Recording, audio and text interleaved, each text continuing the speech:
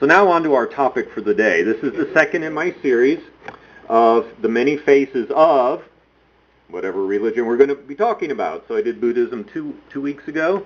Today it's Islam. Islam, of course, has gotten a bad rap locally. We have a lot of invective by the locals. Some of you went up for that thing in Manchester where we were just swarmed by people who were protesting, egged on by talk shows, and it was really ugly. And it's important to understand that even within Islam, there are many different varieties and variations, just as there are in all religions. It is not a single monolithic entity. They don't all think the same any more than Christians think the same or Buddhists think the same. And as I was sharing with Jancy, I thought I had some of this nailed down, but when you dig down and you start prepping, you just keep finding more and more and more, and you go, wow, I did not fully understand all the subtle differences and sometimes not so subtle differences. So I don't make any claims of being an expert on Islam. I spent a year in Afghanistan surrounded by Muslims, and I learned their particular brand of Islam, but that's just one of many throughout the world. And, there's a personal touch for anyone who's Muslim and how they interpret it also. And I'm going to try to give you an overview. Remember, this is not about teaching you what Islam is. We'll briefly touch on that, but what we're looking at today is how it's branched out and the differences. So, the topic of going to Islam in depth would take many, many weeks, and that's not what we're driving at, but I'll give you a very brief overview. First of all, some perspective, just to show you the size of world religions. Other than Christianity, at 2.1 billion, Islam, 1.6 billion Muslims as of 2012. So, second largest religion in the world. Brief history. This all occurs approximately 600 years after the time of Jesus. In 610, the angel Gabriel appears to Muhammad in the city of Mecca. He's told that he will be the final prophet in a long chain of prophets, most of whom you've heard of. Biblical prophets like Abraham, Noah, and Jesus. And he is going to be given a collection of new revelations from God, the Quran. Some Muslims believe that this has existed for all eternity. Others believe it was created, one of the many differences within Islam. And it was not all given at one point, and it was not all given in a particular order, but rather later on, the order was established after Muhammad had died into the published form of the Quran that we see today. In 622, Medina was established. This was the city which was going to become the headquarters of Muhammad and Islam. And this is in the Saudi Arabia region. I'll show you some maps in a little bit later. In 630, Mecca is conquered without a fight. And then in 632, Muhammad dies. So there's a map of Saudi Arabia showing you the key cities of Medina and Mecca. Riyadh is the current capital of Saudi Arabia. The 5 pillars of Islam, declaring that there is no God but God. Some say no God but Allah, depending on the interpretation. And Muhammad is his prophet, or Muhammad is his final prophet. They have ritual prayer 5 times a day. They give 2.5% of their income to the poor. They fast during the month of Ramadan. And if possible, they make a pilgrimage to Mecca. This is not hard and fast. If you are disabled, if you simply don't have the money to do it and can't get financial assistance, you're not expected to do it if you can't do it.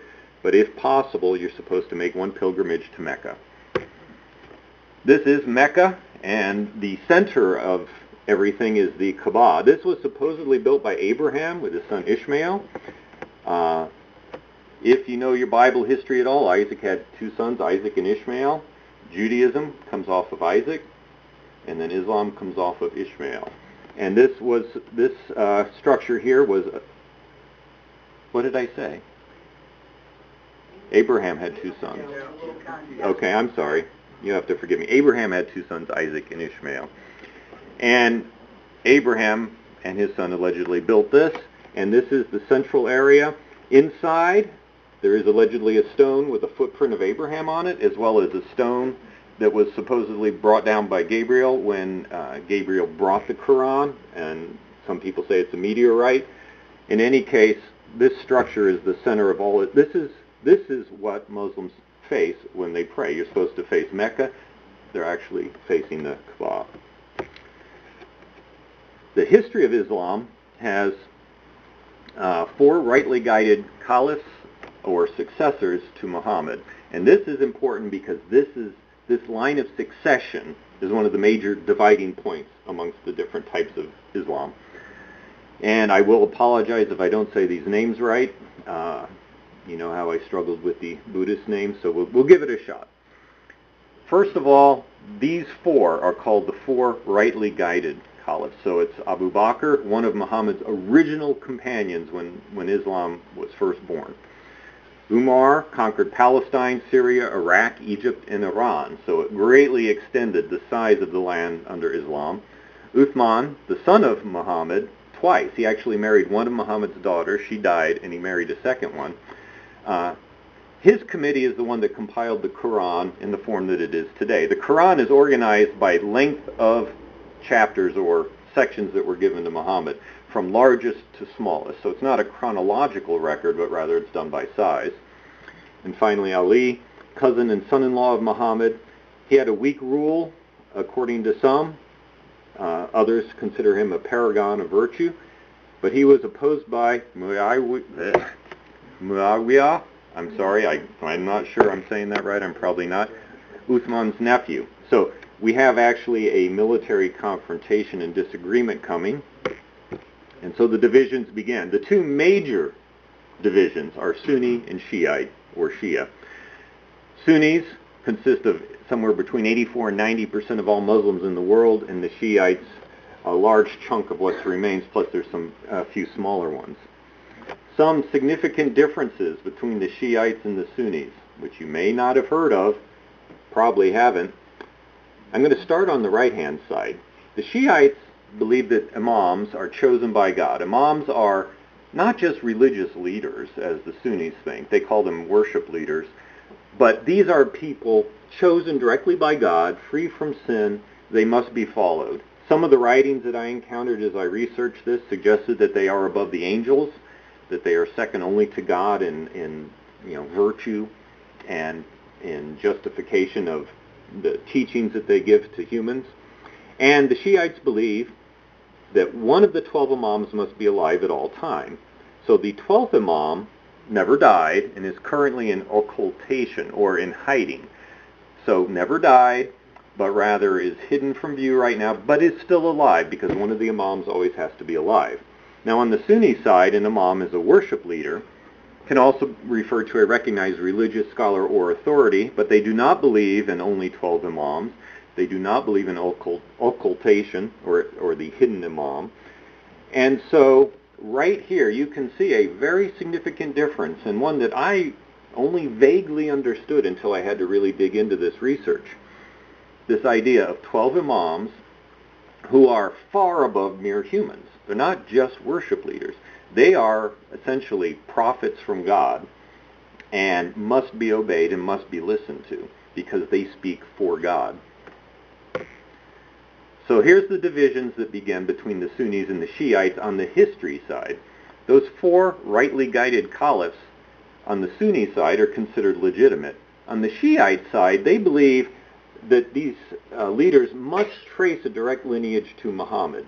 So they consider the first 3 to be illegitimate, and that the first legitimate one was Ali, the son-in-law of Muhammad.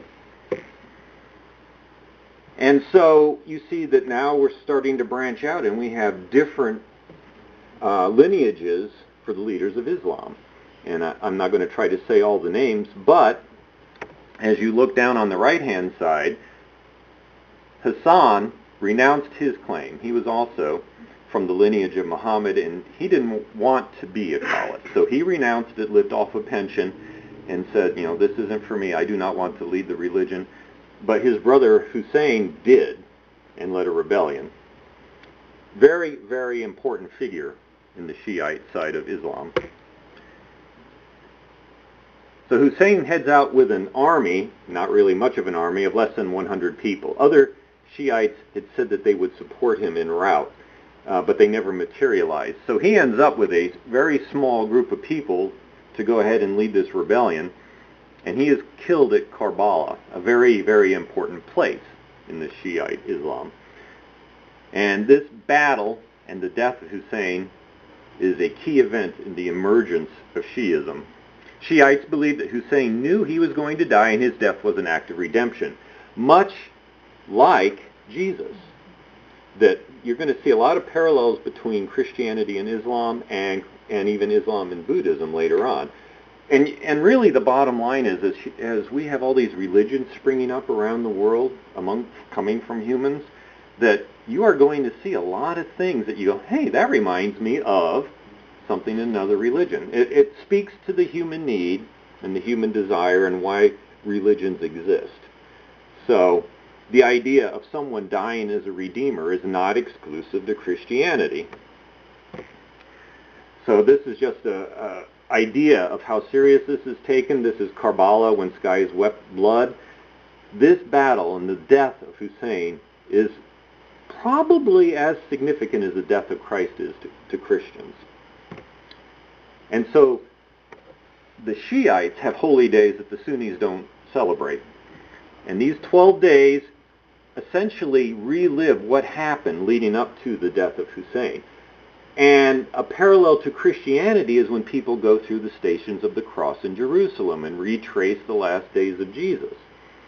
This is what it reminded me of anyway. And so the days are spent remembering the events, and there were some very graphic pictures I didn't want to put on here of how the men will whip themselves, and they're in mourning, and so there will be blood all over them. Again, you see the Christians who sometimes will go so far as to crucify themselves on a small cross and actually will go through the streets like this, bleeding also. This idea of mutilating yourself in sorrow and mourning and remembering an event of such great significance.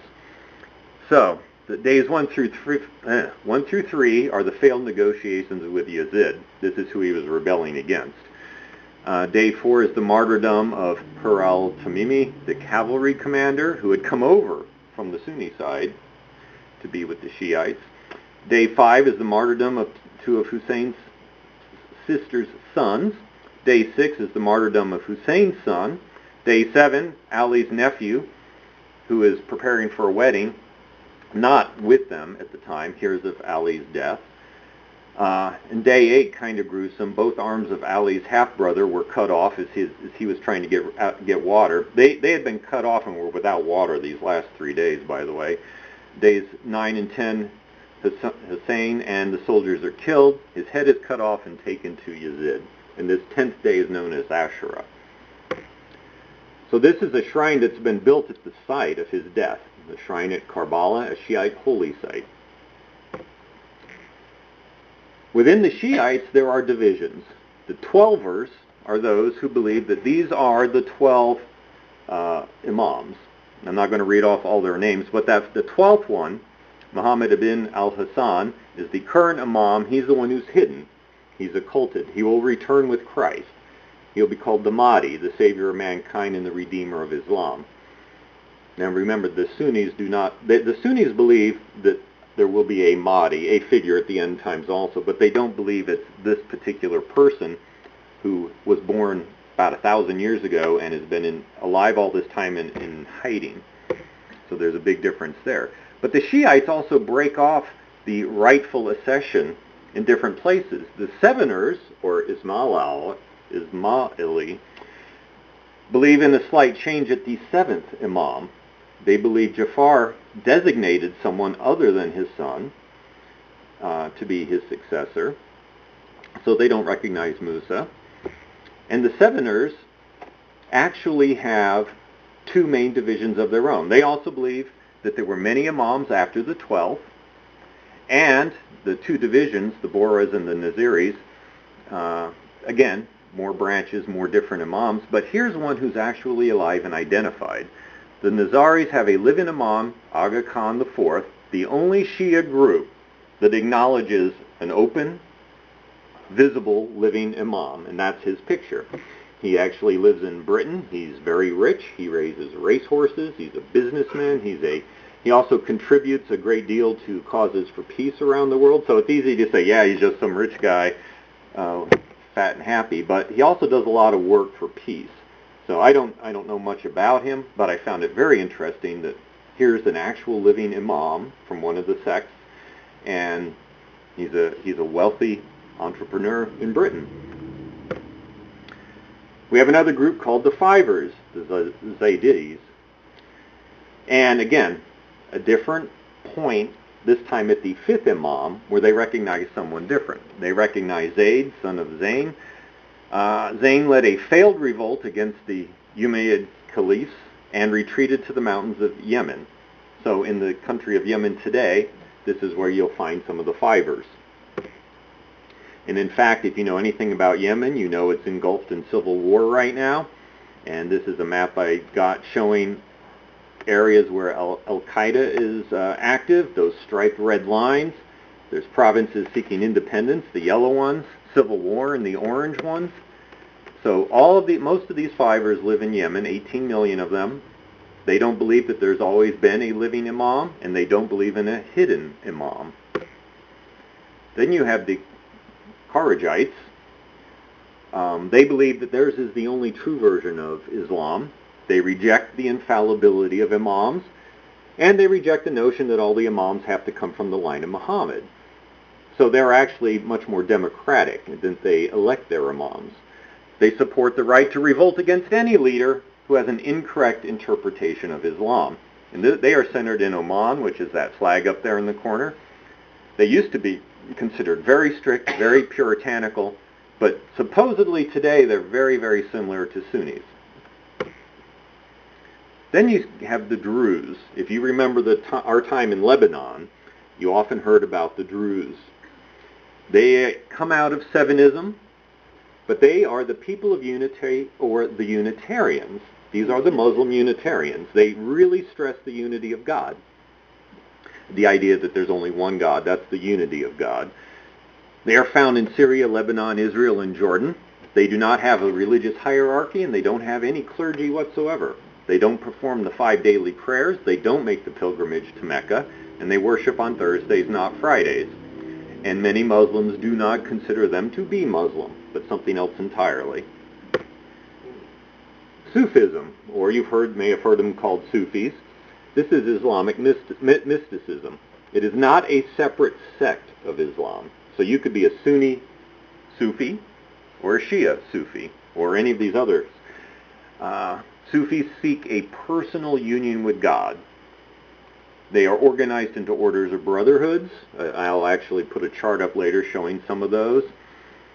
And they believe that you, as you grow in Islam, must advance through stations of spiritual maturity. And they have a master-sheikh disciple relationship. The master is called a sheikh.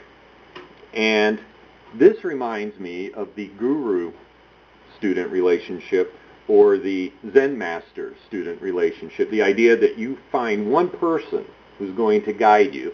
They will be your master, and you are their disciple. So Sufis say that you must trace your spiritual lineage back to Muhammad. So it's not a literal physical lineage, but this reminds me of Buddhism, wherein if you have a Zen master or any of the different Lama, any of these leaders, they always make a very important point of tracing the lineage of their teacher back to that teacher's teacher and all the way back to Buddha. Same idea in Islam, tracing your spiritual lineage of the teachers, the sheikhs, back to Muhammad. And then they also practice takbir, a rhythmic repetition of a phrase or a name of God, somewhat like the chanting in in Buddhism or Hinduism. Many Sufis practice asceticism, giving up all worldly comforts, and they seek ecstatic experiences. Many conservative Muslims reject them as being Muslim. And I know this to be true on a personal note, because some of you met my friend Chow, who went to seminary with me at Vanderbilt, and he came here and spoke. He was a Muslim imam. And when I mentioned Sufis, he just very dismissively said, they're not Muslims. And so there's been a lot of problems within the Sufi movement also, because whenever you have this master-student relationship, there's a great potential for corruption and for abuse. And so you have some of these becoming cults of personality. which is characteristic of many cults, that you get this really charismatic leader and people just start listening uncritically. And some of them pretty much just descended into such mysticism that they were producing magical amulets and charms, which is not in line with Islam. And so it's not entirely hard to understand why many Muslims would say they're really not Muslims. You may have heard of the Whirling Dervishes. Here's a photo of them.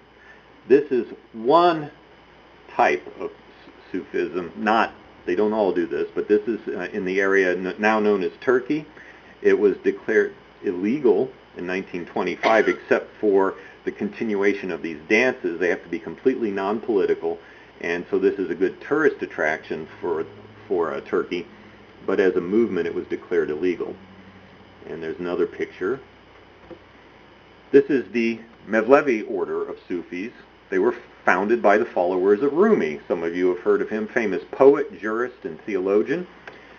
And a dervish, the phrase, means an initiate of the Sufi path. So this whirling dance that they do is designed to symbolize throughout the dance the growth of someone spiritually, ascending through love, giving up of the ego, which sounds like Buddhism, finding truth, achieving perfection, and then returning to love and serve the creation, which sounds like a bodhisattva, coming back, foregoing eternal nirvana and coming back and helping others. So now we're going to tie this all together. I have fire-hosed you with a lot of information. I understand that. And if you want to come back and play Stump the Dummy during talkback, you'll be able to, because there is so much here that I'm just scratching the surface. But this map helps to illustrate the differences. The green areas are areas that are Sunni, and the red are predominantly Shia, and then the Ibadis, that country I showed you, Oman, that's the one in blue. If you know your geography, you will find that these red areas are very familiar to us, because the bright red is Iran, the pinkish, showing an almost even split, is Iraq, and then to the other side of Iran on the right is Afghanistan. So all the conflicts that we've been involved in are in areas that have a good mix of Sunni and Shia. Here's a better way of looking at it. Iraq, Iran, and Afghanistan. You'll see that the dark green there is the Shia, and the yellowish or ochre color are Sunni. You'll see it even in Afghanistan. There's a good concentration right in the middle. That's the Hazaras. So they are the Shias in Afghanistan, which were horribly oppressed by the Taliban, who were Sunni. On the Iraqi side, if you didn't know, Saddam Hussein was Sunni. Sunnis were the minority in Iraq, but they ruled Iraq, so the majority, Shia, were oppressed. In Iran, it's almost all Shia, and they oppress the Sunnis. They won't even let the Sunnis build a mosque in Iran. All the mosques have to be Shia. So you see that this difference has led to some significant conflict. There was a very long-running war for you youngsters between Iraq and Iran, which was going on when I was in high school and college. It was interminable. The front line hardly moved. It was almost like the trench warfare of World War I, and they killed each other in great numbers, and Saddam Hussein did use gas attacks at that point. Sunnis versus Shias. Now, you can argue it's not a religious war, it's just a war of two cultures, much like the Protestants and Catholics in Ireland. Were they really fighting about Protestantism and Catholicism, or were they fighting about the British Empire versus a free Ireland, or was it both? I'm not prepared to say exactly, but the religious split is part of the problem, if not a majority of the problem. Here's a chart, and like I did last time, I'll leave this chart up, and you can flip back and forth if you want between the maps and the charts, but this shows some of the breakups of the different types of Islam. Down in the lower left-hand corner are the orders of the Sufis. So they're not literally connected, because as I said, you can be a Sufi and be a Shia or a Sunni. But this just gives you a somewhat graphical interpretation of all the differences. And there are a lot. I've only touched on some of them.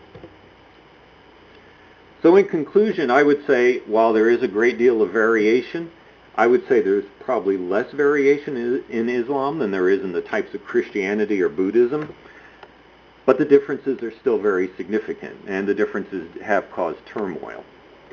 And if we're going to try to understand the current turmoil in the Middle East, we surely need to understand the differences between Sunnis and Shias, because these differences are critical.